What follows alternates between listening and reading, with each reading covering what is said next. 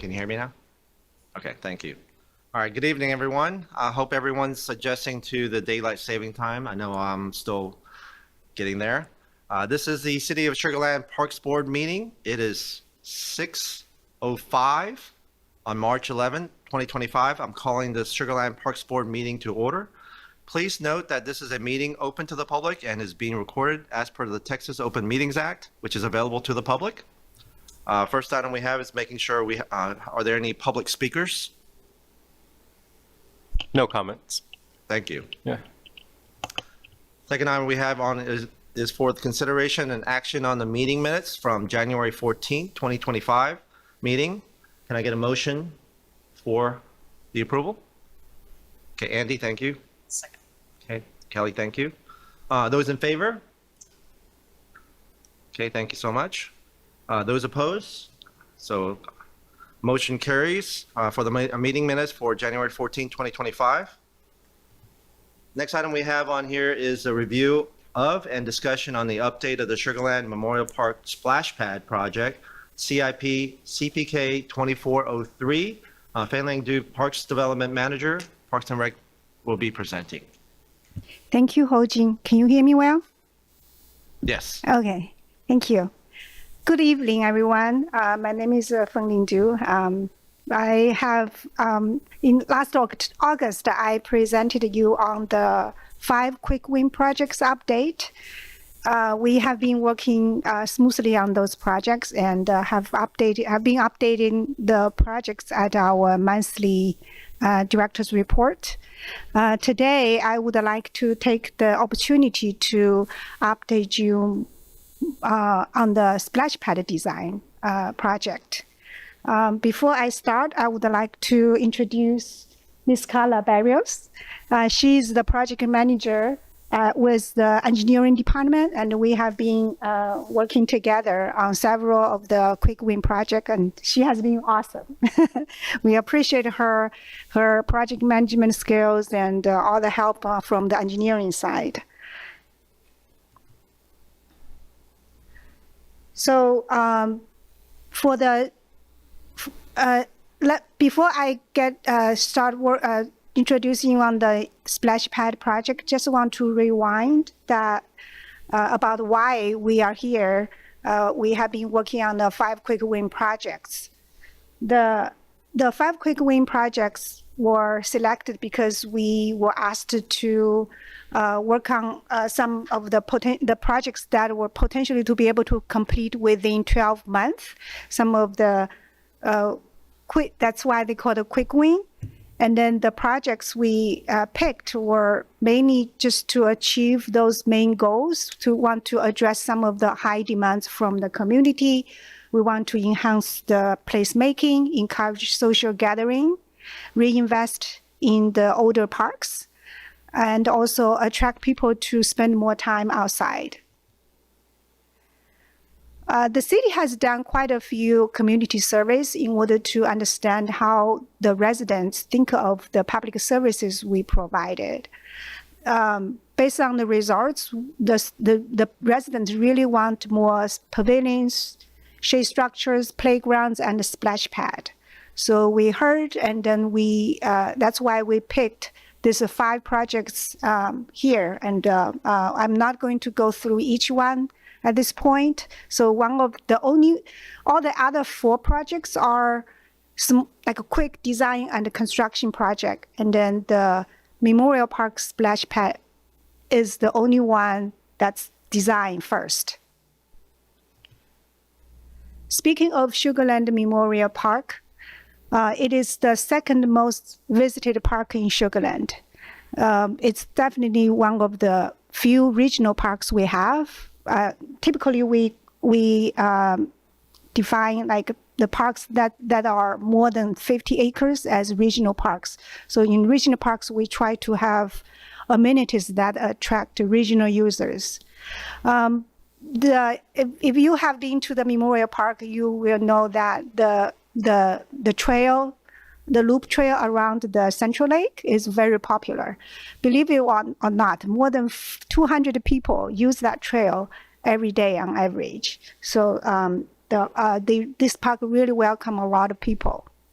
Now, we do maintain and operate one splash pad at a river park. It is very, the kids really love it. It's actually hidden in the river park community. The issue is we don't have a public restroom next by the river park.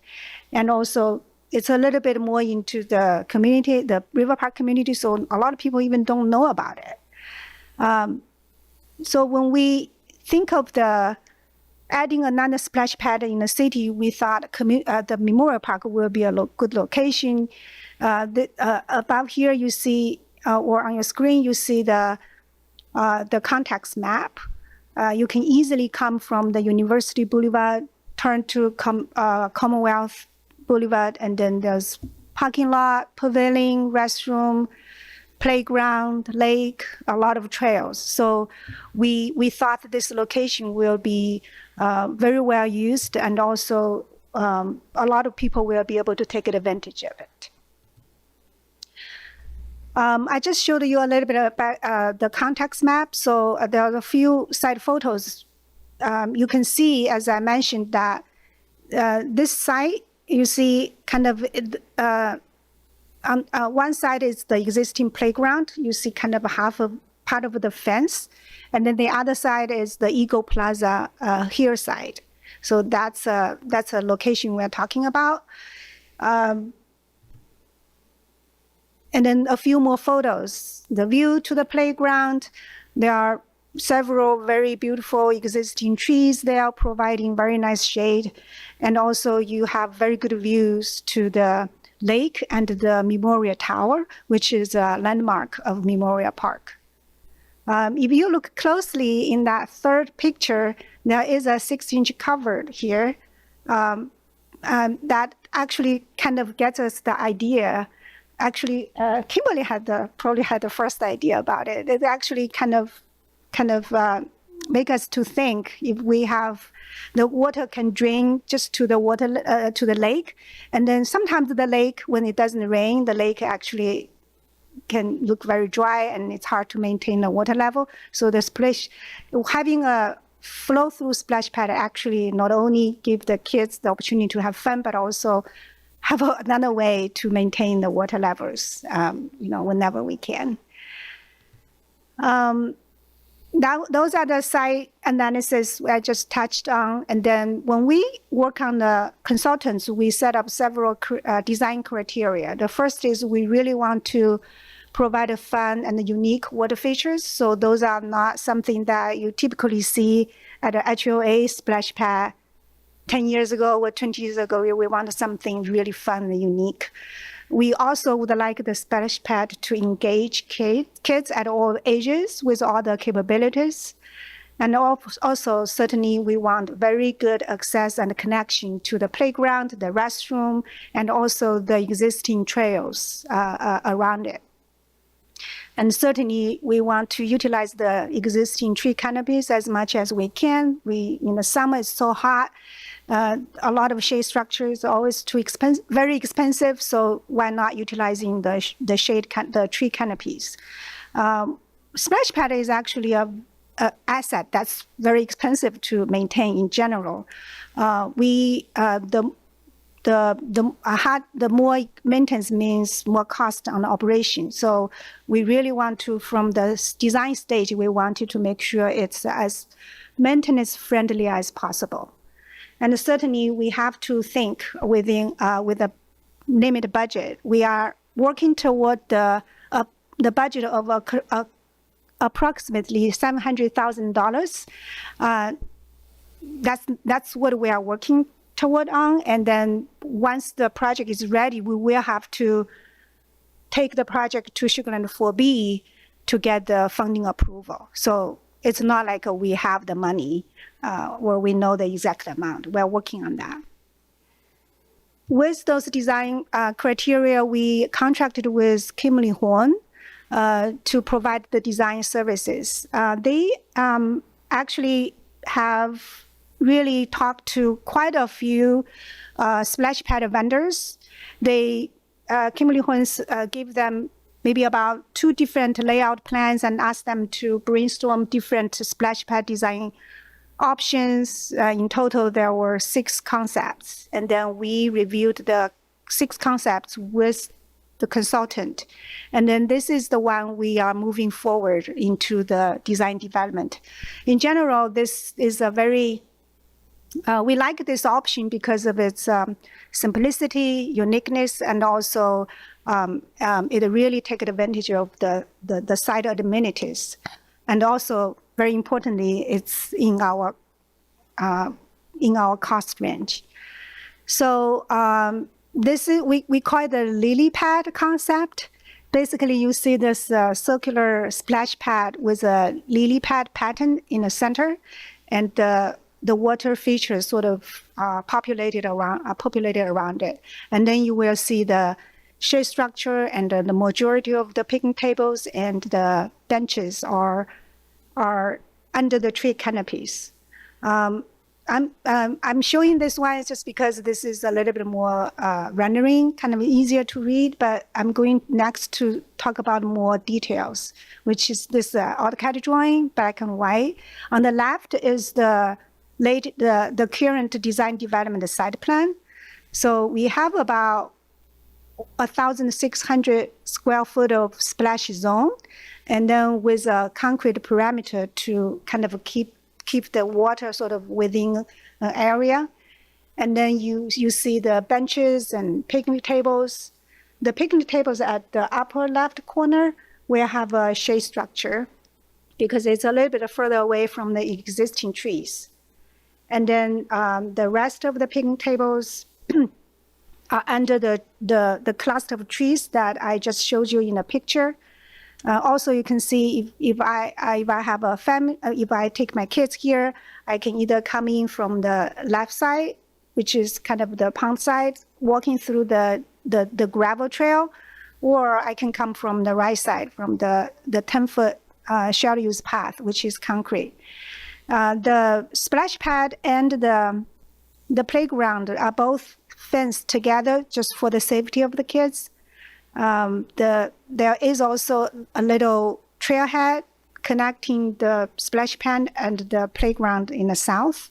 And then you see a ADA picnic table next to the trailhead. So we really think this plan is showing what we are trying to achieve. And then we made some minor revision comments, which kind of is showing on the right. Basically, we kind of took the plan and went to the site. They were trying to preserve the trees. However, after borough, we really tried to do a much better job preserving the trees from the design. So, for example, at the lower left side of the splash pad, there's a 24-inch board cypress tree that, normally if you are 9-10 feet away from a tree, you're considering preserving the tree, but we really want to make sure we do our best to preserve it. So right now, the proposed revised concrete path is actually about 20 feet away from that board cypress tree, which is really nice. And then we still maintain the connection between the splash pad and the playground. And then at the little a little bit larger concrete area south of the splash pad, you can have a little node with a ADA picnic table. So that's kind of why we revised this way. And all the paving is outside of the critical root zones of the existing trees, which is nice. Another revision we proposed is to move the connection to the concrete trail a little bit north, because not only the families and kids can use that as a egress, but also it will be easier for our maintenance team to get in, like to do whatever repair or power wash. So that's why we made those changes. And we communicated with the consultant, they are on board. So that's kind of where we are in terms of the site plan. Certainly, if you all have any comments, suggestions, let us know. We will, convey the comments back to the consultant. Now, it is, as you can tell, this is a very small project. We try to focus the money on the splash pad itself. The the walkways. We really try to minimize the other cost in order to provide a splash pad as best as we can. So the splash pad design actually considered several zones so that the kids at different age group can all enjoy it. For example, if you look at the upper right corner, that diagram in the yellow zone, which is more for toddlers and babies, in that area, the spray heads where the water features are having like a more lower dedicated ground sprays. And also they are located closer to the perimeter and the picnic tables and benches so that their parents can easily watch them, supervise them, interact them, or, protect them. And then moving to further in the middle, the blue zone, which is we call the universal zone. That zone has many different water formation. They pour, they dump, spray, wiggle, launch, and spin. So it's really a fun zone for a combination of different kids or different age people. So that's also a transition zone between the baby zone or toddler zone to the dynamic zone. The dynamic is the purple area, which has more high volume, highly interactive spray, more excitement. So that's kind of why the water features are organized this way. And at the dynamic zone, typically the 7-year and up kids will probably enjoy those zone more. And then we also have the picnic tables with the shade structure so the parents can supervise their activities. This is a rendering looking to the dynamic zone with the transition zone and the baby zone in the behind. In the middle is more of an iconic, like 6 bucket cluster feature. The kids will be able to get very surprising water dumping to them, and then they don't know when the water will come and the bucket will fill and spill. So it's really give the kids a lot of excitement and surprises. And then those are 2 more renderings, more looking closer to the toddler zone. And then there's a little smaller water slide that the babies should be able to enjoy, and with their parents watching them nearby. We think water and splash play really can bring together people of all ages and abilities with fun. So every feature, we really try to think of how to engage people with all capabilities. For example, if you see the table state, we call it an echo gather station on the lower right corner. It is a really fun table designed for people, with different capabilities, and they all can play together. You have a upper level table, bubbler with pool, like to form a pool at the top, and then the water kind of flow down to the lower tables. Each table has different channels or mountains and blocks, so the kids actually can be there, can stand there or sit there, and then use their hands to move different parts, and then they will have the full power to control where the water flow, how fast they flow, and then when they stop. So this is really training or educate the kids like a cause and effect through the very interactive water play. So we really want to make the splash pad a vibrant hub where the kids can all not only have fun, but also learn, explore, laugh, and the social together. Next step, if we after we give all the comments back to the consultant, they will be finishing the 90% design package. They will also refine the cost estimate so that we can take to the Sugar Land 4B for funding approval for the construction. If everything goes smoothly, the construction documentation should finish kind of in the summer this year. And we hope to start the construction late fall this year. That way we should be on track to have a splash pad for the community to enjoy next summer. With that, that's all I want to update you about the splash pad 60% design. And we are ready to take any comments or questions. Carla has another meeting at the PNZ, so she needs to go back to the City Hall. But knowing that if she leaves, she has another meeting. Any questions? I know I do. Heather? Okay, I have a couple questions. Thanks for presenting. That was very informative. I have a couple questions about the flow-through design and how that was decided.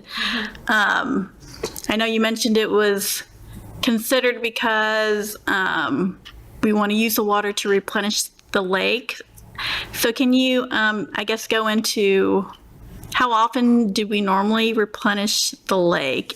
I'm trying to understand just the cost benefit, because basically it's just, we're not reusing the water, we're just using the water to fill the lake. So how often is that, and have the costs been considered for how much water will be used versus, reusing water for maybe something else is more typical of what I'm used to seeing, and could be a cost savings because then you can use that for like irrigation or something. So can you? That's a really good question. Can you still hear me? Okay. That's a really good question. We actually thought about it very hard at the very beginning of the project. So typically splash pad has different systems. You can either do flow through, or you can recycle, or you reuse. We actually look at different examples. They for the and also consult with the splash pad vendors, like they are sort of the experts in splash pad design. To put it in a very simpler way, the rule of thumb is if it's more than 3,000 square foot splash pad, they recommend like a recycle system, recycle the water. If it's less than 3,000, then they think the flow through might be more beneficial or cost saving. Why? Because when you actually recycle the water, you actually have to use a lot of chemicals, and then the pumps and maintenance, the cost associated with the maintenance is actually really expensive. We actually learned that from the Parks and the Recreation Department used to actually maintain the fountains in front of the Smart Financial Center. I don't know if you all remember, there used to be a spray fountain over there. We used to maintain that. It was a recycling system, and there's a huge vault like under the ground, and then we had to even hire. I mean, that's a big fountain, so we had to hire a consultant, which cost the city a lot of money. But even for a small one, we know there's a lot of chemical you have to do, and the testing, you have to make sure the water is safe for the kids. There is a lot of maintenance cost associated and the chemical cost. And then, but if you have a very large splash pad, and then doing that might make sense. However, for a smaller one, like our splash pad zone is really about 1,600 square foot. So the flow through will make more sense. And then you don't have to spend that much money on chemical. Yes, we will use the water. We did talk to our director at the water utility division at the Public Works, and she thought it was reasonable, and then she's okay with that. And then on top of that, the water that is used after the play is not going to be totally wasted. We're going to the stormwater system is actually going to the lake, which will be enjoyed by kayaking, by people who run around the trail. And then eventually the water, with the lake, the water actually go to the underground, become the underground water. So all things considered, we feel like for this 1,600 square foot of splash area, we think the flow through will have more cost benefit for the city. Mm-hmm. Anyone else? Kelsey? I may have missed it. So originally there was the lily pad design with the lily pad on the ground and the frogs and all that. Is that different? Like, is it this one with the more dynamic zones now the one that you guys are going with? We actually picked the lily pad design, and then we continue that. Let me just go back. So this is the original concept plan, and we picked this plan. Now, if you see the concept level rendering, there's a frogs and there's a cattail features. They are very expensive. So we had to really, the cost could go up to like 800,000, 900,000 if we make it really like frogs and cattails, because they are customized made, right? So what we did was we kept the concept, and then you can see, probably it's not very clear because it's a black and white drawing. There is still this lily pad pattern. It's going to be kind of a lily pad pattern in a concrete. So you still get this. We haven't got to the level of thinking about the color, the color concrete, the texture of the concrete yet, but we still want to keep that lily pad pattern because it kind of adds a little bit of uniqueness. It's a little bit more memorable for people. In terms of the features right now, what we have right now is really kind of at our budget level. So we thought about, actually, that's a very good question. We thought about it. We really want a little bit more sort of interesting feature that kind of go along with the lily pad.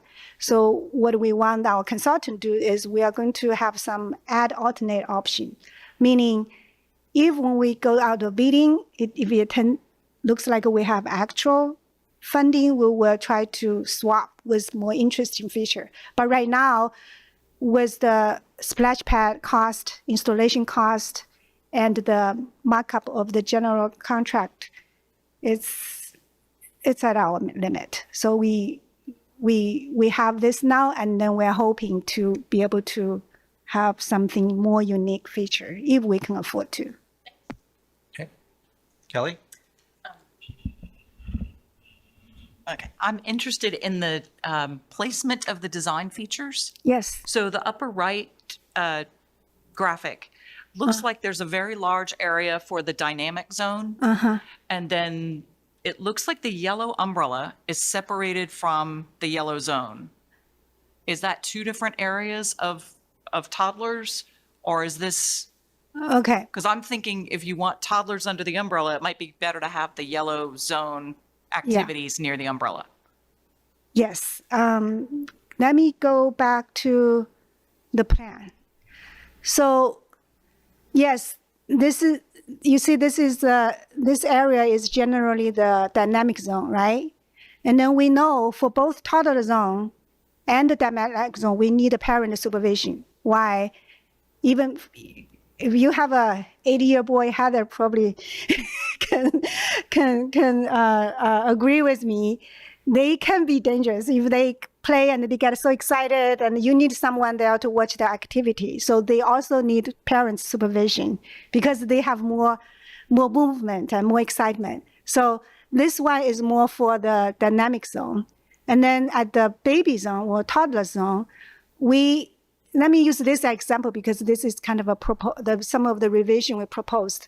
We proposed to have the two benches kind of pushed here, and also the ADA picking table is here. This is also a place where whenever people go to the playground or go out, they're going to pass by. So there's a lot of people kind of going through this area to help watch the little kids, or you kind of put another set of eyes on things, what's going on. And also, it's a little bit hard to see, but we didn't really draw it. But because there are several nice tree canopies here, we actually, other than the picnic, ADA picnic table, we actually have a picnic table here, another here, and a here, and here. So you do have picnic tables around both zones. This one has 3, and then this probably have about 3 or 4 picnic tables with 2 benches on this side. So I guess what I was concerned about looking at again, that upper right, there we go, Yeah. is that it looked to me like the toddler's yellow play zone was separated from the umbrella where the parents might be. Are there going to be benches or anything on the Yes. yellow Yeah. zone? Yeah. Okay. There will be 2 benches right next here. Okay, she's showing it, right. They're new. Was on the comment section. Okay, okay. Go to the comment section, that's what you were showing. Right. Yeah. Yeah. Oh, I apologize. This drawing is not updated because this is what they had sent to us. We recently gave them our comment, but didn't draw everything for them. But we proposed to have 2 benches here. Okay. And there's a picnic table here. Oh, great. And then there's another picnic table, which is the ADA picnic table on the paving here, more at the central hub area. And then there's another picnic table here and another picnic table here. Okay, thank Yeah. you. I'll just say I like the idea of having shaded areas for the parents. So great. Anyone else? Yes. Sunny? Sorry. Referencing the drawing here with the blue outline, which is the fence, is that correct?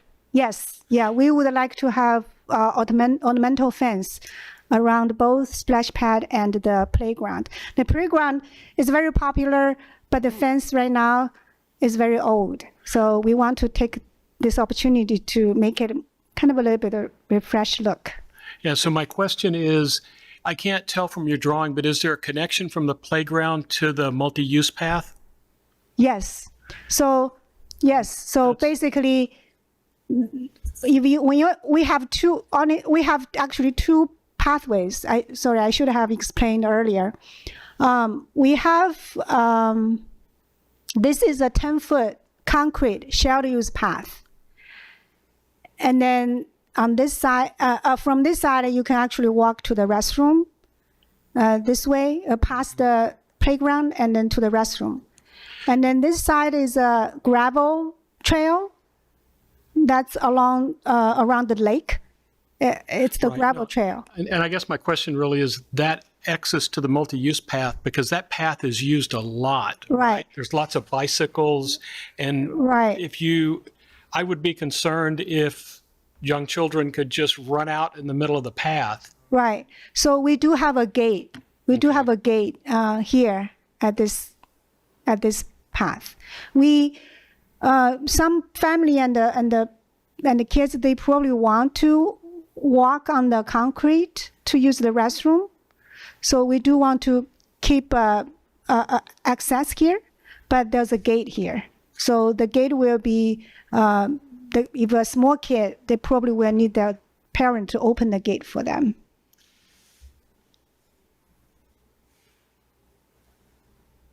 Okay. Does that address your concern? Pardon? Does that address your question? It addresses it. It's still a concern because I've seen the bicycles on the path, and it was just a concern. I know it's mixed use, but and it's 10 feet wide, so that helps. But it's going to be a lot of increased small children traffic on that path, right? So it's just something to make, if they have thought about that part of it.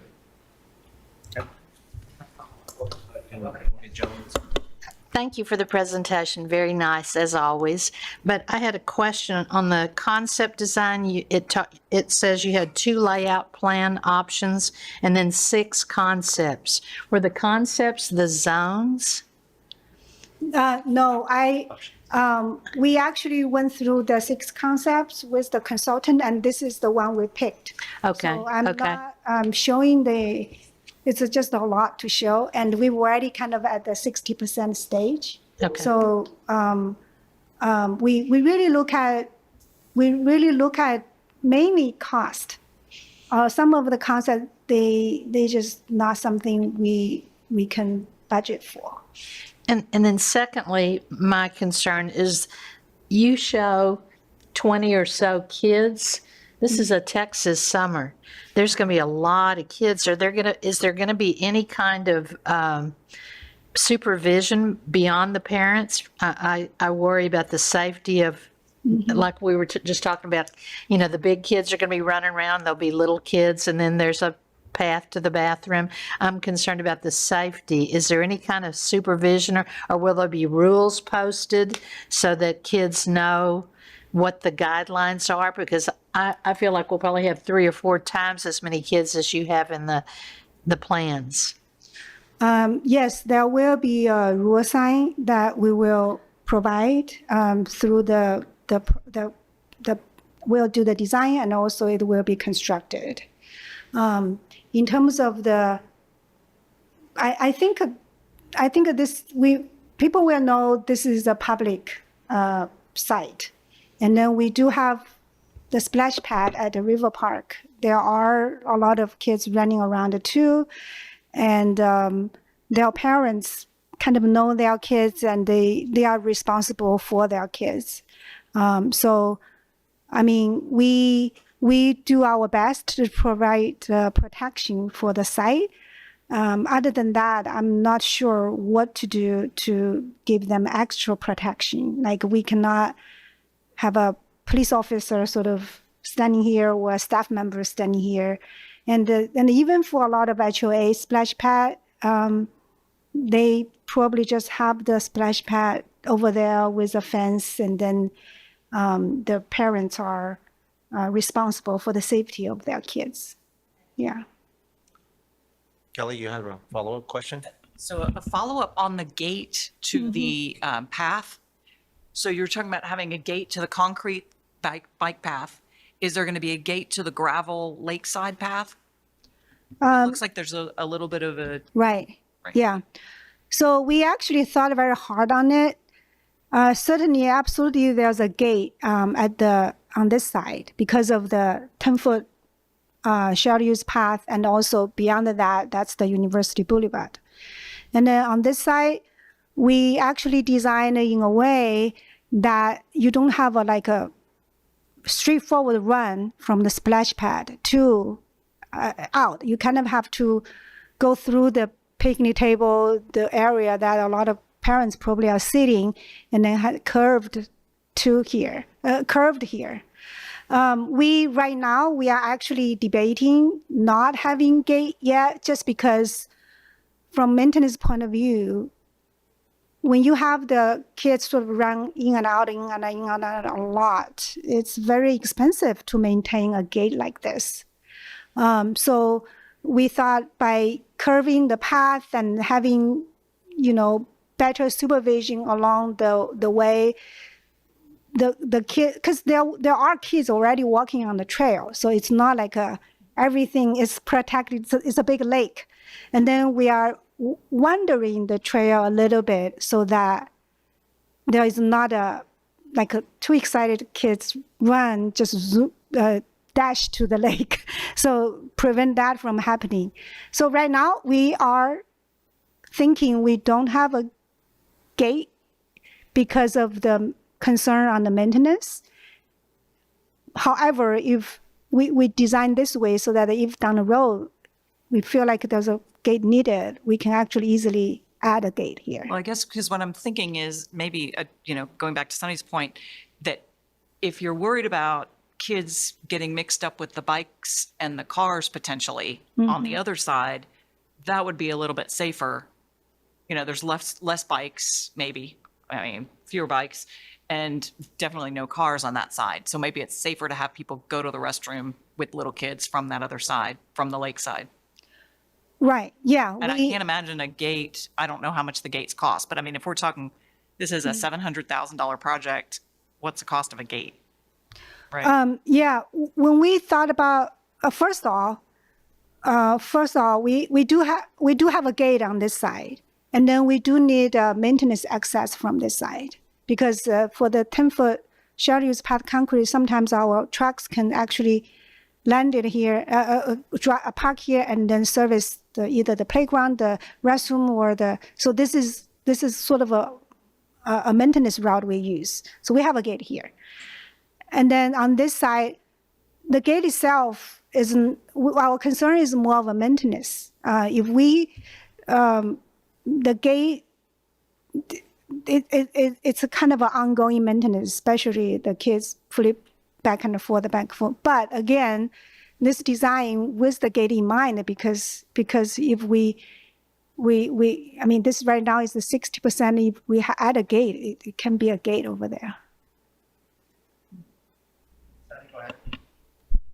Yeah, but follow up, just so I'm clear, where do you see the main entrance? And to clarify, when you say there's not going to be a gate there, you still are going to have an entrance there, right? On the gravel path side, is that correct? Right, yeah. Which one is the maintenance? I personally feel like some people, if they prefer, they're okay with the gravel trail, they will go through this way because the view is nicer. If some people, they really don't want to walk on the gravel trail, they prefer concrete, they will come this way. So Where's the playground in this drawing? yes. So, okay, this will be a better map to explain. This is the splash pad side I was just talking about. And then the playground is here. You see a little bit of canopy? Right, but is the playground encompassed in the fencing area that I saw in the other Right. diagram? Yeah, yes. And So where is the entrance for the playground? the entrance playground is right actually from here. But can you go back to the one with the blue diagram? Sure. Yeah, So the entrance right now is here. okay, Yeah. thank you. So the kids can also come through the playground and then take the path and go to the splash pad. No, I do appreciate the considerations for all the safety aspects of it, and I see that y'all have thoroughly thought through this. That's very obvious. I do have some questions in regards to the actual water use. In terms of the actual summertime, the peak summertime, there's sometimes we have considerations for water limitations. So how often is this automated system that's going to be on all the time, or is it going to be activated? How is that done? There is a activator. So when the kids needs to use it, they can activate Okay. the water. And then I can imagine if the city end up having a water restriction, we will have to close it because of the water restriction. I mean, of course, if the community is fine with that too. So it's going to be a more of a operation level decision. Yeah. And I think just kind of talking through this, I mean, I hear everyone's concerned about the safety aspects, which is very valid. I'm looking at this as the overall extension of the playground package. It really is. You know, it's really the city. I don't think the city wants to take on a liability of monitoring kid activity, especially on playgrounds. For sure, one thing on the actual pad side as well. So I think ultimately it would have to be at the discretion of the parents that would have to monitor. I think that's what the city would agree to do. I don't want to speak for the legal department, but I mean, we have a playground all over the city. So we definitely don't have people watching over them. It'd be the same aspects, I would think, in terms of this splash pad. I think it's a great alternative, especially with the heat. In this zone, I mean, it gets so hot out there. This is going to be a welcome package, especially the first one being in the Sugar Land area, really, except for that one at the River Park. River Park Yeah, area. the River Park was even done by Lid before, and then we just took it over, and so this would be the first one. Okay. I want to add to something. This is for consideration only, and I'm looking at this purely from other activities that are going around there. This is great for the kids, and it's going to be welcomed. But for other people that are out there, walkers, runners, bikers, kayakers, anyone that's using the site, there's going to be construction out there, and there's going to be design construction as part of this package. Right. Is there any consideration, maybe even putting an additional water fountain or even a shower head for everyone else that can be using this entire site? I bring this up specifically because I want to just use it as an example. As a runner, a shower head with water stations are welcomed. You can't have enough water stations. I figured there's going to be a water line extensions to this specific site for the splash pad. Okay. Any consideration as an adult to add on a small pad with the shower head, maybe even two, just whatever y'all it could come through. I know there's limitations on the budget. Something to consider. Even at that, I can even suggest maybe even getting with the other running groups. I know I could bring together a lot of the running groups and even have donations for specific shower heads or even the water fountains. I know I would even donate just for that. Okay. So it's just something to consider. I took the as part of notes. as part of the consideration for the design and construction of this Sure. splash pad, because I know it's going to be welcomed in every level. Yeah, I will definitely take the notes back to the team, and we will also, when we talk to Sugarland 4B, we will mention this as well. Yeah. Any other questions or comments? Yeah. Wow, very hot. Okay, where's my voice? Anyway, so just it's mainly a comment to kind of show appreciation of your presentation. I know you did some of these drawings, right, for the I know for the layout or so, because I know you like to do some drawings. That one? Oh, the consultant did the concept Oh. rendering. Okay, so I was like comment on that. It's really nice. Because I like to draw like that too. So I like the whole entire lily pad and everything, and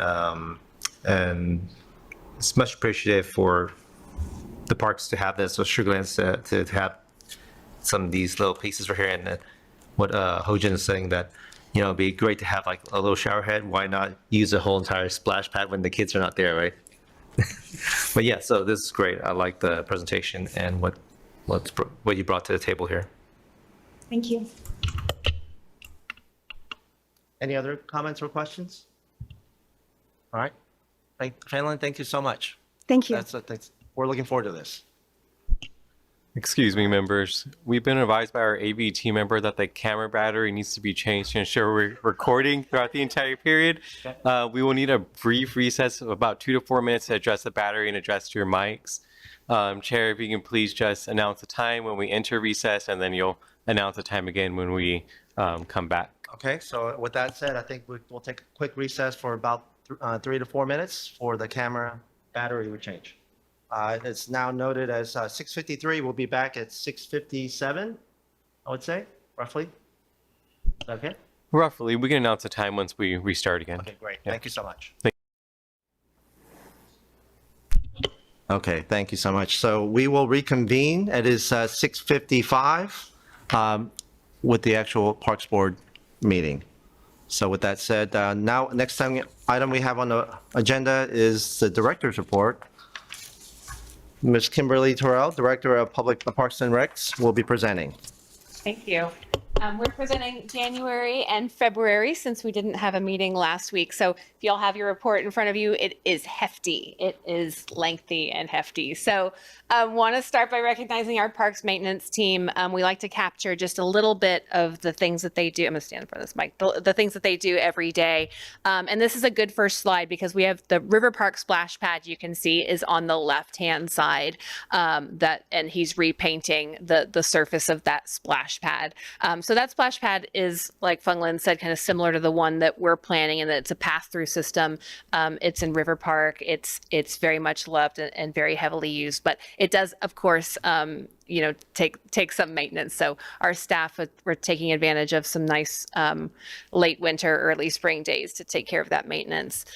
We've also done a lot of tree trimming lately. I drove by Imperial Park and I just had to call William because I could see it from Highway 90. It's like the trees look so great in Imperial Park, and that tree trimming just really makes a difference. So pictures there of the trees. And then they did lots of new fencing at Imperial Park, which, got to keep the soccer balls in the soccer park. I mean, sorry, not Imperial Park, Eldridge Park, excuse me. So keeping the soccer balls inside. And then this was tremendous. So safety, like we've been talking about safety. Safety is one of our our number one priorities.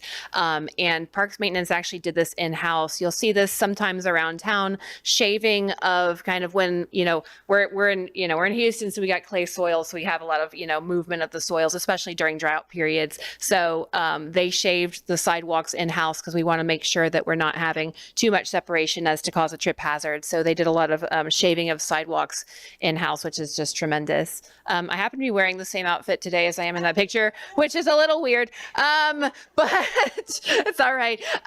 So we celebrate Tommy Jackson. So we have quarterly meetings with the entire staff, and we like to recognize folks at those meetings. So Tommy is pictured here accepting his 20-year award. We have so many staff that have been here for that 15 to 20-year period, and we're very grateful for them and the knowledge they bring. So we're always happy to recognize folks. So Tommy's 20th.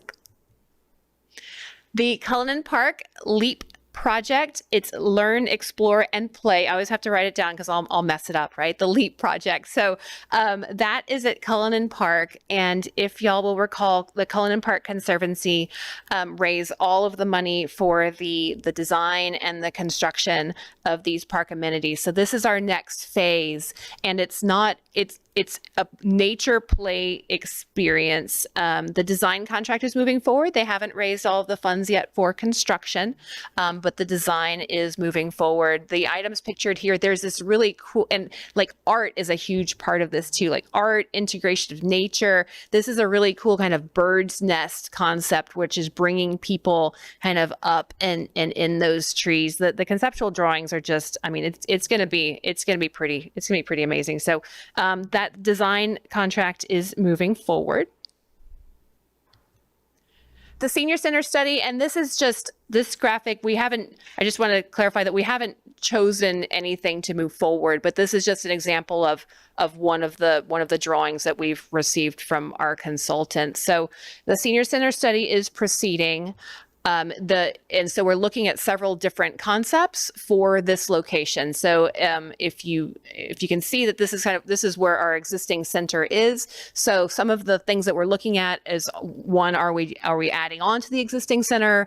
Are we demolishing the existing building and building a new building? Are we building a new building and keeping the new building? So we've been running through several concepts with our consultant currently. I think we had our meeting last week. So our next step with this will be to go back to the public and to get some additional public input for this. And then we'll bring this to y'all as well for input in order to move forward with this project. We are, the Parks Department works with our civic arts group a lot. This is a really cool rain barrel project that is going at the Butterfly Garden at Sugar Land Memorial Park. So that area over there, the Butterfly Garden, it has some existing irrigation that we kind of tie into the windmill there and water it that way. But this will increase some of the rain that we're able to collect off of the, in that area, and then off of the new pavilion that we're building. So we'll be able to hold it in this rain barrel, and we'll be able to irrigate some of those plants there. Speaking of wildflowers, I know that bluebonnets are probably starting to pop up, so keep a lookout. We are submitting, or I think they're due this week. We've submitted a couple of projects for the AARP Community Challenge Grant, and some other departments have as well. This is a really cool solar picnic table. So you use the solar panel to shade you, as well as to charge your devices, etc. This is being proposed at City Park if we get the grant. It's not funded otherwise. So if we get the grant, we can put this cool picnic table out there where we're building the new pickleball courts. And there was another project that we submitted as well that is a better connection to the trails at the senior center. One of the things that we heard from the seniors is they really didn't know that they want to do more walking outside, but they really don't know how to get to the trails or some of those things. So it's increasing those connections there. So those two projects, I think they're due. I think it's due this week, or it was due last week. I think it's very shortly due.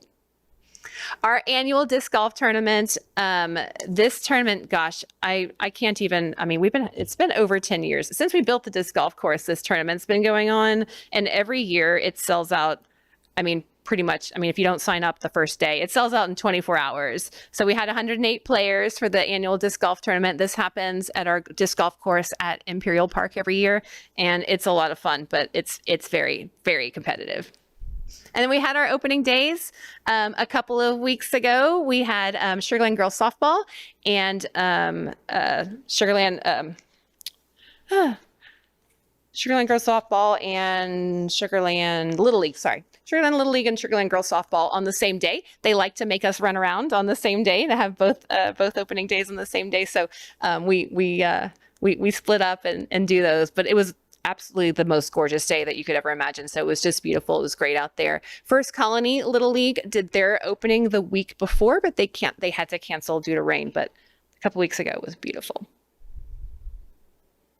We had a President's Day basketball camp. I think this is the first year that we've taken advantage of that school holiday to have a basketball camp. We had 40 campers, and so it was a very successful camp, and we're planning to bring this one back again in the summer.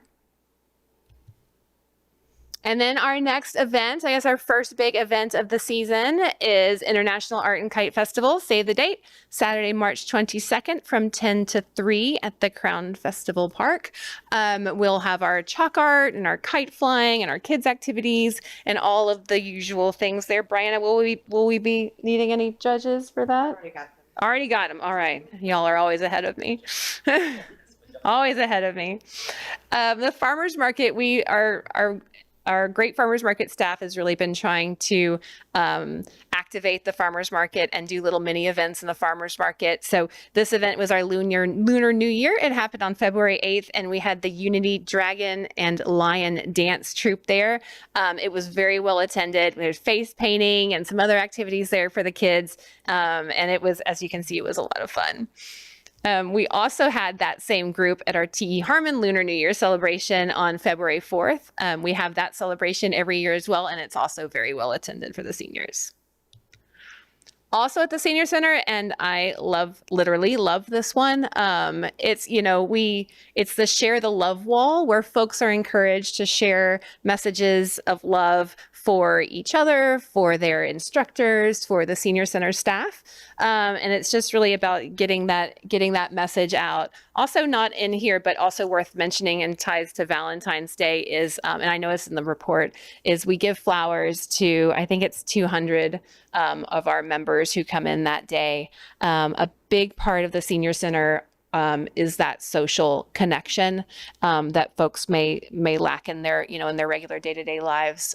So we make sure to share that connection and to make that connection as often as possible. Our staff does an excellent job at that. And with that, I'm happy to take any questions about anything else in the report.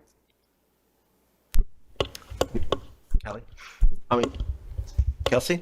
Sorry. I have a comment, and it's silly, but I'm going to make it. The butterfly garden rain barrel, thank you for including a rufous hummingbird. Everyone always forgets that we have those. That's so cool. Sorry, I saw it on the art, and I'm like, wow, that's the first one I've seen in a Houston area art. So thank you. That's super neat. That's it. I appreciate that. We try to make sure that it's all our pollinators, which can include wasps and other things as well, right? It's all our pollinators and not just bees and butterflies. So I have a question or a comment. So if there's any additional judges needed, I know there's a lot of other board members that would love to be judging. I know there's, I think 2, right? There's already 2. They go, answer this in like 5 minutes. There's nothing to see if there's room for more judges. Yeah, usually it takes like a couple of us, especially to do the kite judging. It takes us out for 2, and y'all are very quick. So I will ask and see if we can get. Yeah, it's hard to do 2 just for kites because it's like so big. Any other comments or questions? I have a question. Excuse me. Go ahead. Heather? Back to the quick win projects. I know there was like 5 of them. Was it discussed? I may have missed it, but the other ones will be starting, or what's the schedule for the other? Sure. So the shade projects. So there were shade projects at the playground at Brazos River Park, the Butterfly Garden, and at Imperial Park. Those are they've gone through the permitting process, so those are in the prefab stage. So those will be constructed here in the next few months. We should see those out for construction. The other ones, the interior fitness equipment at the IPRC is just about wrapped up. And then we haven't yet started on the exterior fitness equipment. So I think that covers all of my quick wins. Yeah, that was it. Yeah. Okay. So the exterior equipment, what was the status on for the Imperial Rec Center, So the exterior equipment, we are still picking the equipment. Yeah, we've looked at several vendors and we're still going through that process. So we haven't quite yet decided on the design yet. Joan? What time is the garden swap meet? I see it's mentioned, but there's no time. On Thursday, March 20th? I don't know off the top of my head, but I can get you that information. Okay, thank you. And thank you for everything. Great report. Thank you. Anyone else? No? With that said, I guess we're done. Can I get a motion to adjourn? And before I close, I just yeah. want to mention that we will have a meeting next month. We already have an agenda item. It's to talk about the city's strategic plans. And we'll probably have more than that, but we will at least have one. Okay. Thank you so much. Thank you very much. I make a motion. Thank you, Joan. A second? Sunny, thank you so much. With that said, we are adjourned. Thank you. Thank y'all for working with us tonight. I appreciate it. Can you hear me now? Okay, thank you. All right, good evening, everyone.